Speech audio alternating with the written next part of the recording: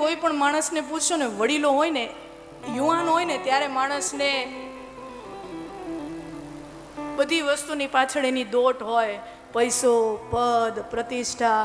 પણ એક વખત માણસ જ્યારે 25 પાર કરે ને, જીવનના ઘણા બધા અનુભવો લઈ લીધા હોય ને, વ્યક્તિ 50, 55, 60 વર્ષનો હોય ને વડીલ, એને તમે પૂછજો, જીવનના એને બધાય ચડાવ, ઉતાર ચડાવના બધાય, દુઃખ સુખના બધાય અનુભવો લઈ લીધા.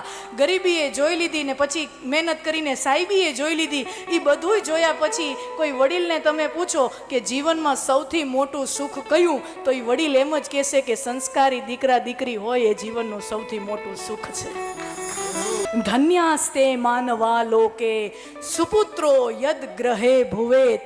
આપણું શાસ્ત્ર શું કહે છે કે જેના ઘરે, હા, અને આપણે વિચારવાનું, જો આપણા ઘરે આપણા સંસ્કારી સંતાન હોય, સંસ્કારી દીકરો કે સંસ્કારી દીકરી હોય, તો સમજી લેવાનું કે તમે કળિયુગમાં પણ સતયુગમાં જીવી રહ્યા છો.